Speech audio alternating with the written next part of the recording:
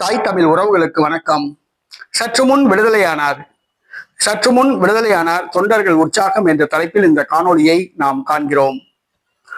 தமிழ்நாடு முதலமைச்சர் ஜோசப்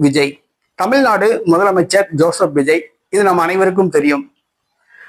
இவரை அவதூறாக பேசியதாக திமுகவை சார்ந்த விளாத்திகுளம் தொகுதி சட்டமன்ற உறுப்பினர் மார்க்கண்டேயன் கைது செய்யப்பட்டார் ஒரு சில நாட்களுக்கு முன்பாக.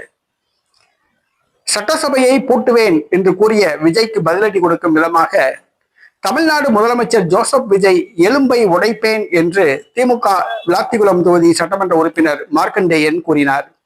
அதிரடியாக தமிழக காவல்துறையால் கைது செய்யப்பட்டார், சிறையில் அடைக்கப்பட்டார். திமுகவினர் மாபெரும் கலவரம் செய்தனர். கீதா ஜீவன், அனிதா ராதாகிருஷ்ணன் உள்ளிட்டோர் பிரச்சனையை பெரிதாக்கி பூதாகரமாக்கினர். சிறைக்கு சென்று உதயநிதி ஸ்டாலின் சந்தித்து ஆறுதல் கூறினார். ஜாமீன் கேட்டு விண்ணப்பித்திருந்தார். ஜாமீன் நிராகரிக்கப்பட்டது. சென்னை உயர்நீதிமன்றத்தில் மார்க்கண்டேயன் ஜாமீன் மனு தாக்கல் செய்தார்.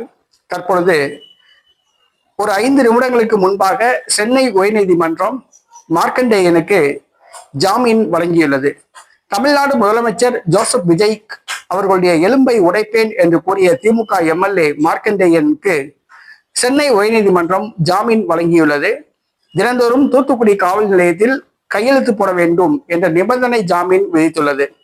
சட்டசபை கூட்டத்தொடர் நடக்கும் நாட்களை தவிர மற்ற நாட்களில் அவர் தூத்துக்குடியில் காவல் நிலையத்தில் கைது செய்ய வேண்டும் என்ற நிபந்தனையுடன் ஜாமீன் வழங்கப்பட்டுள்ளது. இது திமுக வட்டாரத்தில் மகிழ்ச்சியை, கொண்டாட்டத்தை ஏற்படுத்தியுள்ளது. யாராக இருந்தாலும், அது திமுகவாக இருந்தாலும் சரி, அதிமுகவாக இருந்தாலும் சரி, காங்கிரஸாக இருந்தாலும் சரி, பாரதிய ஜனதா கட்சியாக இருந்தாலும் சரி, ஒரு முதலமைச்சரை கையை உடைப்பேன், காலை உடைப்பேன், பல்ல உடைப்பேன், வாயை உடைப்பேன் அப்படின்னு சொல்றது மிகப்பெரிய தவறு. விஜய்க்கு நீங்க மரியாதை கொடுக்க வேண்டாம், அவர் அமர்ந்திருக்கிற அந்த முதலமைச்சர் நாற்காலிக்கு மரியாதை கொடுங்க.